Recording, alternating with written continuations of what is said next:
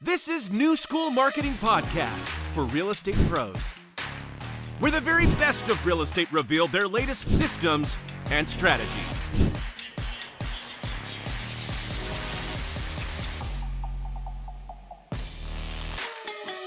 With your host, Marlon Aquino. What's up, family? We have a new episode today of New School Marketing Podcast, and today's really a special episode. I'm super excited to have our guest here today just to go in a little bit into who we're going to be interviewing today. In just under 5 years, Dan has built the #1 real estate team in Long Island, leveraging his unique approach to marketing with viral listing videos. He's also the youngest agent in Long Island to sell more than $50 million in real estate in 1 year. With over 200 transactions under his belt, Dan has also the youngest agent to earn more than $1 million in gross commission. He's been named top 20 on the 40 in New York, top 30 on the 30 nationally, recognized as the top 5 agent to watch in social media, and has also been featured in the Wall Street Journal. To keep it short, it's my pleasure and honor to welcome the one and only Dan O'Neill. That was a great intro. I don't even know where you found that information from, but I appreciate it, and it's an honor to be here. So thank you. No, bro, it's really an honor for us. Obviously, there's a lot that we can learn from what you've been able to build in just such a short time. But to respect your time, I actually want to go straight into a little bit about you before you got into real estate, because obviously I think, it's a combination of different things that made you who you are today, and that ideally makes you unique to what other people are doing. Yeah. So before real estate, I was a little bit lost, truthfully. I was like 23 years old working in the restaurant business, the hospitality industry. I was a restaurant manager, was drinking a little bit too much. I was working 100 hours a week and just absolutely, I was super burnt out. I was working for somebody else 100 hours a week, drinking every day after work. And I knew that I wanted to do something different. I knew that I wanted to make a change. Like, I knew I was kind of just wasting my talent and my skill set. And I wanted to be able to do something where I could own my own business. I could have fun with it and really be my own boss. So if I put that 100 hours a week that I'm putting into somebody else's restaurant, into my own business, that I'm going to succeed. And I knew that working at that restaurant, I wasn't going to be able to help my family. So there's nothing wrong with working in the hospitality industry by any means, but that's what led me to get my license. And okay, you are either way enough. Real estate is not something I think people dream about doing. What was that process like when you first started, and what led you to? Yeah, I mean, the beginning was really tough. And listen, it's just a matter of pushing through, right? Yeah, of course, people don't really maybe dream of getting their real estate license or selling real estate their whole life. But I just saw a unique opportunity because it was 5 people were selling homes the same way, right? Like the same people for 30, 40 years in my local market. So I was like, well, how could I do this? And I have no sales. I have no experience. They're asking me, well, why shouldn't I call, let's say Brian Karp, who's my market? I was like, well, I don't know. They're like, okay, you'll make a video. I'm like, yeah, I don't know. I got a pretty decent following already. Like, I'll make a video. So it's kind of like it started selling houses and it started to get my name out there. And after I'd be at like my local deli or like the bagel store, people be like, oh, I saw that video. It's hilarious. Like, great job. First couple of years, like I'd say the first year and a half, I wanted to quit 100 times. It was an absolute nightmare. I was hammering. But yeah, my whole thing was just I wanted to have fun and be unique and differentiate. That was it. You said you had somewhat of a following already. Were you already? It was a very like similar like Barstool, I would say, and I'll just kind of leave it at that. So I had a big following because of that. College baseball. I mean, by big following, I mean I had like 12,000 followers at the time. But the social media and the funny videos and the skits, they were so frowned upon back, 4 or 5 years ago. It was kind of like, oh, look at this kid. He's 25 years old. He's making these, crazy, 50, 60-year-olds that have been in the business for 20, 30 years making TikTok videos and stuff. So bet on myself. And that was really. You said you played baseball. I mean, what else? I just like to dig a little bit deeper because I'm Dan, he's a natural. He didn't have to work on this. Were you always a confident person? Hell no. And nobody is, right? Like you can't put anybody. If you saw my first few videos, I'm awful. Like when I would do a video, I would sit there, you'd see me pausing it. I use my hands when I was never comfortable. I'm still not even awkward, right? Like I still have anxieties. I have eczema on my face. The lighting is making me blind here. Truthfully, the insecurities that you might have, nobody else notices them, right? Like I think I have eczema. I got a couple gray hairs. You probably didn't even know about that until I said it or until I told you. I truly want to help people. And I know that if I'm able to put these videos out, they're going to inspire and motivate other agents. They're going to educate people, but they're also going to generate leads for me and my team. And those are more people that we can help, It's just a matter of like getting out of your own head and just, you're always going to have those insecurities. You're always going to, and the other thing too is like likes, right? Like everyone always says, oh, well, so what? You got to start somewhere. Yeah, I love the whole Gary V thing when he's like, he says it, go back to my first few videos. It was months and tons of videos, hundreds of videos before it started getting any views, but you got to just keep doing it. And as you keep doing it, you'll get more comfortable, and then people will eventually show up, like God said to Noah, just build it, they'll come. So absolutely. And you said too, confidence, like, even and the amount of that I educate myself every single day. I'm just like what we're doing right now. Like I'm trying to talk to new people. I'm listening to podcasts. I'm learning from people that are doing experience is how you build the confidence. Right. All right. Awesome, dude. That's awesome. I believe we've got some comments already. We've got a Junior Herrera here. He's excited. He's like, let's go. And just to, real quick, just to stay on the topic of when you first started in real estate. Obviously, I'm assuming when you first started, obviously there was the big player already. Did you door knock? Did you cold call? Like what were the things that were telling you that you were? Yeah. So I didn't really have much of a mentor. I would say that I was kind of just like, I would be on YouTube watching what I found worked, and everybody is different. So there's some people that door knocked and it worked. Some people called expired and it worked. For me, those didn't work, although I did them. For me, what worked, and it's as a fake buyer to for sale by owners, like I really, hammed it up. So I would call the for sale by owners. I would say, hey, listen, I'm not trying to, list your house. I have a buyer wants to see, can we get in tomorrow at 2:00? And they would agree. So my father would show up as a buyer. And it actually worked, 5, 6, 7 times where like I wasn't going for the listing. I just went, built rapport with the seller. They called me and I wound up getting the listing. But the funny thing is the last time I did it, so he must've been running late and he parked and he was like talking about the house and like clearly wasn't a buyer. Like clearly was my dad, So I'm like shooting him looks and the seller looks at us, looks out the window and is like, all right, like, one of my top lead sources to this day. And he just respected the hustle and the drive. So that's what I used to do in the very beginning to get. I know a lot of people deal with imposter syndrome, but fake it till you make it. Honestly, yeah. If I ever got into real estate, I'm definitely gonna pull a family member and try that out. I mean, listen, you're already 99% ahead of the game. So yeah, that's amazing. So here we go. We're gonna get into the next and crannies of things. You are one of like the top players when it comes to creating content. Obviously, it's how you built, of how you got started before we get into the hows, because I think a lot of people have issues into, seeing what other people are doing, thinking that, how do I get started where Dan is doing it at such a level that, so like, what was that for you going in? Did you have? Yeah, I mean, listen, you got to start somewhere, right? Like you're not just going to start making video and it takes time. And this is 4 or 5 years where, storyboarding out, filming involved. So in the very Justin Soriano, who's on my team, put me in contact with Midrise Media. We would just do then as it started to really pick up, we would do, a couple of them a month. We would do a vlog. And now, 4 years later, they're full time to my team.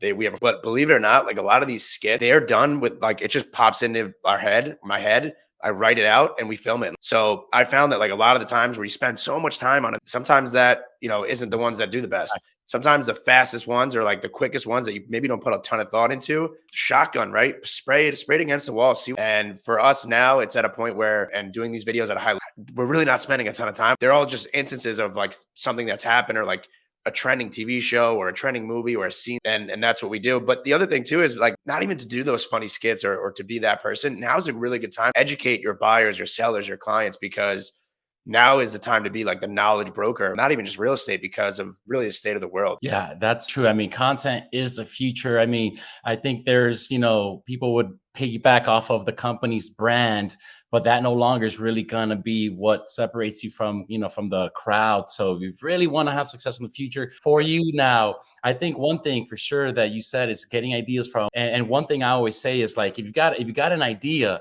write it down right away. More than that, you're gonna forget. And then when you're trying to come up, that's just like setting yourself for you. When it comes to creating the content, obviously, do you batch? How does that work for you? Something that I really should be doing, like you see like a Glenda Baker, she only spends 10 hours a month filming content and probably only 2 days, right? So she'll do like 5 hours one day and 5 hours. And batching and bulk shooting content is genius. I'm all over the place. So it's a little bit tough for me to do that.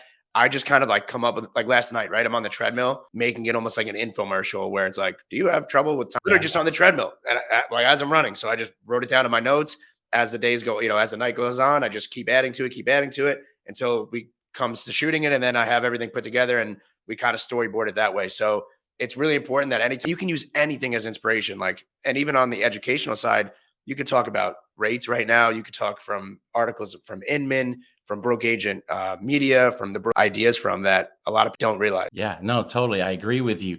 And, when it comes to, it sounds like for most people, probably, they'll have that issue. Are you constantly thinking content? I mean, like you said, here you are in the treadmill mentality where it's always on your mind, or again, you're just wait for, I would say it's a mix of both. I should time block and like sit here and be like, okay, I'm going to spend an hour thinking of content. But the inspiration that I get can come from me just driving, right? Like, and I'm just listening to music and all of a sudden I have an idea. So a lot of my videos are, self-deprecating, but also like, so a lot of them comes from real life scenarios and situations. Like, I'm not really thinking every day, like, okay, what's my next, where is this video going to come from? It's more so just I'm out doing something and it'll just pop into my head and I'm like, oh, it's pretty funny. Or something that happens to me, right? Where, I'm not time blocking or I'm not doing great. Like, a lot of people could probably relate to that, right? Like, boom, there's a video idea. So a lot of it just kind of like comes to me naturally. Spend the time, or if you don't have a full-time video team, bulk shoot for 5 hours. So everybody's different, but it's constantly evolving. If you go to profile, I made a Grinch video. I thought it was the best I've ever done. It was 4 minutes long. Nobody's watching. Now you're lucky if people watch 30 to 45 second long videos. So it's constantly evolving. Now, you actually got right a part here in the podcast that I actually want to show. Actually, that was a great video, by the way. The sweating, I have it here. I want to show it in a second because I think a lot of people are getting a lot of tons of advice out there from many different people. But at the end of the day, you have to understand that what works for someone else might not necessarily work for you. So I always advise people to stay in their lane, start with, fine, try to, maybe steal some ideas. But I really love that. I actually want to go in and show that because let's actually go ahead and take a look at that for you guys that maybe for support. Isn't it a little too hot for you to be wearing a suit today? No, not at all. I feel fine. Anyway, is this quartz or granite? Yeah, both. Quartz, granite. I'll ask. I'll find out. Yeah. And one last question: are these hardwood floors? It's hardwood, luxury vinyl carpet. I'll find out. All right, so nice open floor plan. You're exactly right, though. Finding like what works for you and your flavor is exactly it. And you take from other people, put your own little spin on it and give them credit. Yeah, not only that, but you're to going all out and not caring whether you're going to look silly or not. Because again, right here you are, and there you are, just like wetting it, throwing water on it, just taking the risk of looking dumb or, not caring what people. Yes. And I think it's that's just me, right? Like I'm being genuinely, people that know me know that. And, I'm not trying to be somebody that I'm not, if I came, all those things, like that's just not me. Right. And if somebody doesn't want to work with me because, I'm being a little bit silly or I'm jumping in a pool or I'm making those kinds of videos, then we're not meant to work together anyway. So it's just being authentically yourself, being genuine. And when you be that way, you're just organically building your brand. Yeah, no, it's your vibe will attract your tribe. Like, if anything, you might even repel the people. So that's actually, people about, attracting the people that you'd like to work with by doing your content. But the best thing from that is also you repel the people that you might not want to work with at all. Maybe you don't want, definitely going to repel people like that. So you know what you're doing. And so, the content that you're creating is really amazing. I obviously come for things generally, push people to do a combination of both, because I think it's important to obviously push it out there. Fantastic. Dan, 70,000 people, obviously, people starting out or even people that have been in the game for a while and haven't focused on building their brand, got maybe 1,000, 2,000, probably half of those are family and friends. So what's worked best? Did you do any kind of advertising on the back end to push out these videos for them to go viral, or you're just relying on the organic reach that Instagram and Facebook gives you? Yeah. So the funny thing is I've actually been banned from they won't take my passport. They won't take my license. So if you look, I have never been able to. So like, ready, look, I don't know if you can see, no permission. So I haven't been able to ever promote or boost. I've just relied more so on organic, for those people that have 1,000, 2,000 followers, like everybody started there somewhere, right? Just putting content out that is going to gain traction, that's going to gain views is the biggest thing. Like, again, we talked about in the beginning, people are like, oh, well, I'm not getting any comments. So post stuff in the beginning that maybe doesn't get likes, get that practice in, grow your following. And then, go back and archive it or whatever it is, archive it, delete it. Who cares? 50, 60 posts that are, hidden or whatever. Yeah, yeah. You recently did. Well, that I deleted. I messed like the caption on the reel, so I had to take it down. It gave me Oh, anxiety. yeah. Okay, now real quick, I'm always telling my clients that want to create content when they're on social media to not be a consumer of social media, but a producer, right? So as far as mindset goes, when they're on social media, Yeah, kind of just drumming, but I do. I obviously, I mean, I'm scrolling myself, right? And it is important to do that to find inspiration. If you are, going on the explore page, typing in certain hashtags, going on TikTok. For me, I don't really look at what other, just in general, right? Like other comedians or people that are making funny content or just videos that I find funny. yeah, That's kind of like what I'm consuming.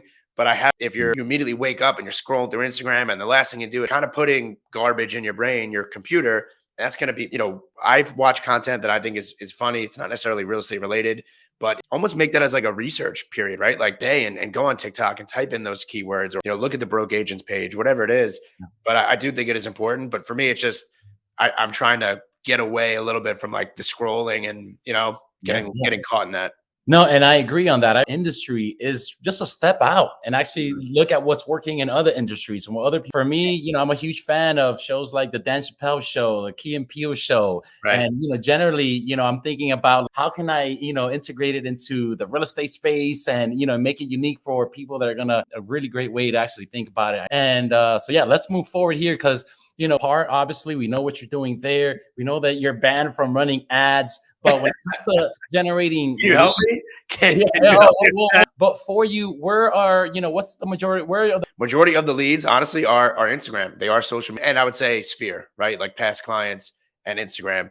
There is no way that I could possibly put an ROI on. It's over 300 deals. It's over $1 million. Where I would say 70% of my business comes from, and then the other 30 is those past clients. But originally, I got them from Instagram or yeah, social media, right? Whether it's one way or another. So if it's somebody's parents who cousin does, and that's like, oh, call this guy Dan O'Neill on Instagram. He's hilarious. mhm. He's the best. So the brand again, without it, I don't know if I do. Yeah, I agree with you, but definitely, I think one challenge with that also getting leads drop in the DM is how do you manage the leads dropping? You're starting to see some results from don't know how to necessarily sell in the DM. Do you obviously chat with them there, try to sell them there in the DM? Do you take them? Yeah, so I mean that's managing the DMs are near impossible. I try to spend a little bit of time just scrolling through to see like if it's BS or if it's like a lead because the amount of DMs we get are just I there's bet. too many and a lot of them are spam too. But if I see like, hey, my cousin's looking to sell anything that's like Any actual keywords? lead Yeah. related, so I try to make it a point like every day to kind of go through. If I see one of those, like get on it right away. But I'm not really doing any outbound where I'm like, hey, there's too many DMs going on that's difficult for that. More of it is like inbound and then me just kind of sorting through and saying, hey, call me right away. I figure it's best. The biggest thing is setting an appointment, right? And getting face to face with somebody, whether it's a Zoom or yeah, that's the goal is to meet with them face to face. Now, again, based on just other, past interviews, clients of mine as well, it seems like the content creation part, a lot of leads or people in the market of yours, consumers in your market, is that the same thing you're seeing that a lot of that business is from other agent referrals or actual No. people in your market? It is 95% people in my market. Truthfully, yeah, it's all consumers. It's from Facebook to like that's a destination spot where a lot of people are going to, but not many people. So it's all consumer, which is all. Yeah, that's what you want. Honestly, when I hear all this, I'm like, great. The end result is to get business, but a lot of times it's more agent referral based than anything. So I'm always trying to find, help clients with finding that happy medium. Some people kind of lose sight of that. So that's amazing. Really, honestly, once you do that, that's just, the next thing really is in setting up systems and operations to allow you to really scale. It seems like your wife is also in real estate. I'm not sure, but I know you've got a whole squad now. So what was that process like for you when you started out, obviously with just yourself to now you've got a team and what are So, yeah, and I'm going to go back to the last point really fast too, because with another benefit of that is the people already know me, right? Like they already act or they already feel as if they know me. So when I'm going on that appointment because of the lead through Instagram, I'm not really like selling myself. Like I don't even have to bring a listing packet. It's just kind of like, hey, come check out the house, tell us what we're listing it for, and like let's sign the dotted line. And as far as systems and processes and how I got started, I was a solo. I learned what I didn't want to do and what I didn't want to be. I then started my own team. I had Justin Soriano and a few of my John Cariello, a few of my friends. They we're just, Yeah. West just doing a crazy number of transactions, and it just started to snowball and snowball and snowball. And eventually it caught up to me and, became very difficult. More so recently now, as we're expanding into Florida and as I'm treated, and not just like this is our business, my business. Now we have this, the operations in place, we have the people in place, so that way we can grow. Without it, it's like running plays that, like Bill Belichick, right? Why are Bill Belichick and Tom Brady so successful? Because they ran plays that worked. They're going to be like my Giants. They're going to be terrible. So you gotta run plays that work, but more so you gotta have the plays written down, in Microsoft Word, setting up a showing, social media, right? Like I want to put 5 videos out a week. The process of that is, 2 or 3 days a week. And then I have to that's the system and process for social media. Yeah, no, I totally agree. If you don't have a system, you're just, especially when you're getting the number of leads that you're getting, like you on social media from all the content that you're creating. If your effort gone to waste most of the time. Well, it's your foundation too, right? Yeah. So if you're building this house on this foundation, but there's cracks in the foundation, eventually the more you keep building up, right, it's gonna crumble. So, yeah, and too many agents that I speak with don't have systems, and I'm talking. How are you keeping up and following up with your leads? I've got a notebook there. I write stuff down and I say, what? yep. So when it comes to that, do you use some of the tools that you use that some people could go out there and look into and possibly, hopefully implement? Yeah. So, I mean, there's a ton of really good CRMs out there: HubSpot, Boomtown, Buffini.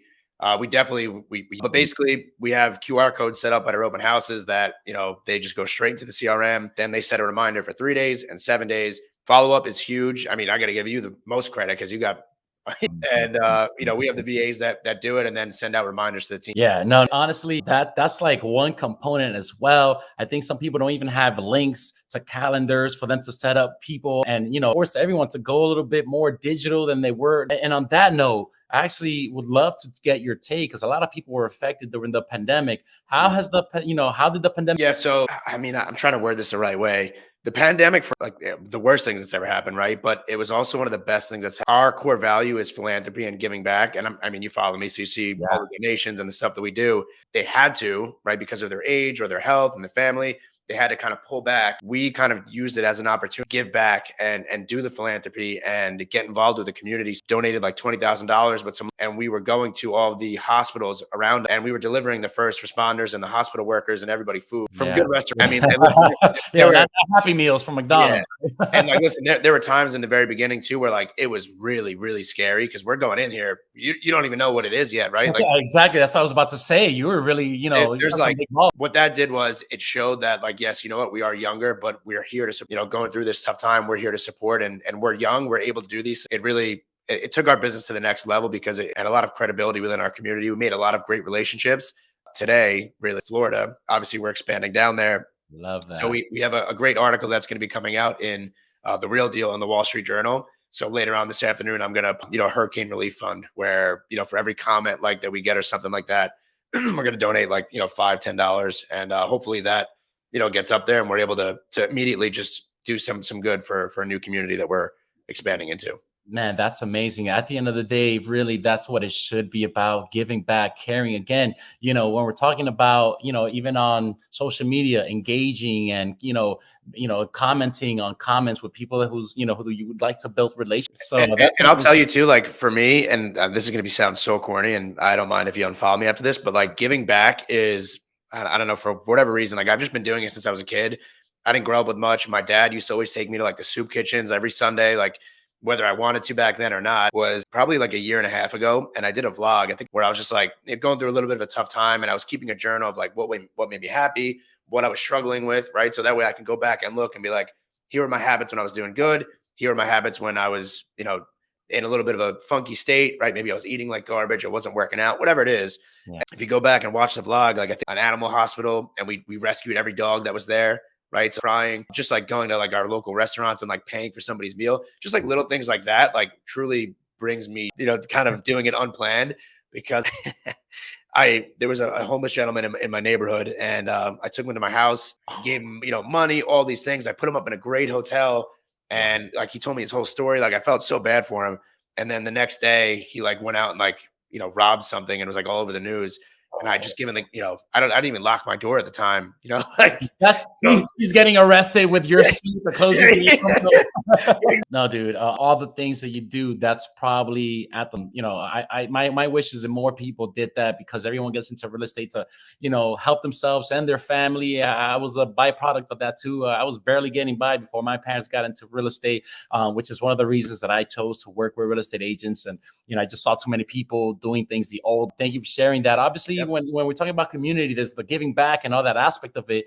But also, I see you going to seminars like Tom Ferry's, and you're in contact also with like the broke agents community and all that. How has that helped your business, being involved and obviously engaging with all these people in your industry as well? Of course, yeah. I think it's super important, right? Because you might be in a place where you think you're doing great, you're comfortable, you're getting complacent, and then you get around these people that are doing twice, three times, four times what you are doing, or maybe they're at the level that you want to be at.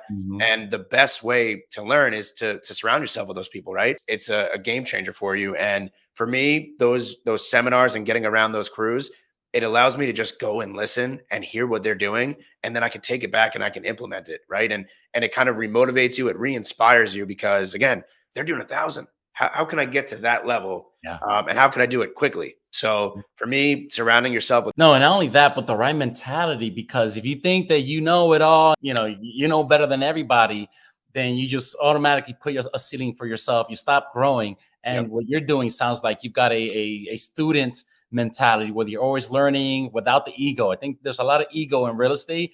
And I think some of the people that are doing the best are probably some of those that are the quietest and not, being too loud out there. And you're definitely one of those that you're just, like I said earlier, staying in your lane, drumming to your own beat, and things are you're just causing chaos just with what the stuff you're doing. And listen, you should always figure out how to get paid ads after we hang up on the show, right? Like, there's another thing that I'm going to learn. So that's very interesting. I think some people are probably curious about that, and I didn't probably go in too much. But are you running ads on Google, YouTube, TikTok, Facebook, anything like that? I am banned. I am banned from everything. I actually even tried to do YouTube. So I guess like Google ads 2 weeks ago. What your business would look like if you were, wow, amazing. Anyways, I would love, we're right, make sure you're staying tuned. We're about to wrap things up in just a few minutes to respect Dan's time, but I really want to get your take on, where do you think technology that's evolving constantly, like what's your take on things?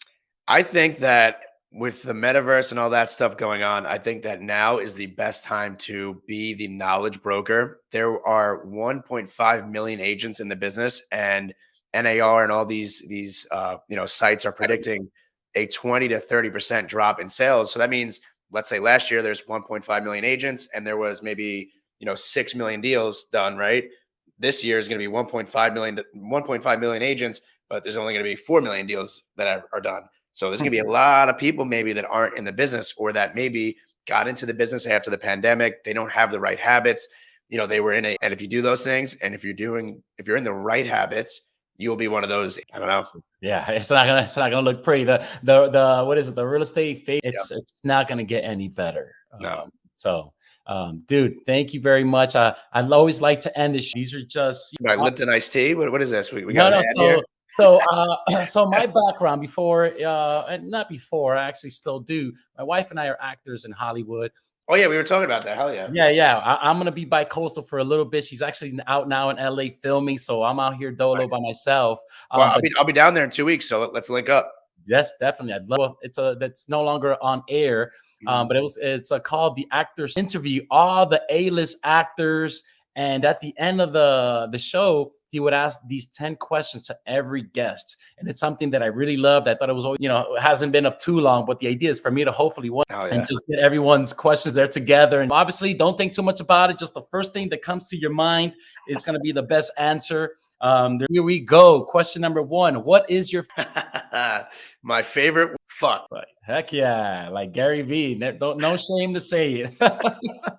No. What turns you? My girlfriend. Great answer. You know what? We rarely get that one. I think people are hesitating, but I love that. What turns me off? What turns me off? People that think that they know. Yeah, know-it-alls. Yep. Question number 5, what sound or Spanish music. number 6, what sound or noise do you hate? Misophonia, I think it's called. So I like that right there goes right through me. Like I have a very, I'm sensitive to noise. So everything and anything. Like if somebody's tapped, it's an actual like thing. Look it I'm up. glad you pointed that out because I never had a name for it, but my wife's got that. My Yeah. wife's got that. She'll wake me up at 3 a.m. You heard that? Yeah. I'm like, oh shit, here I am. Awesome answer. All right, question number 7. What is your?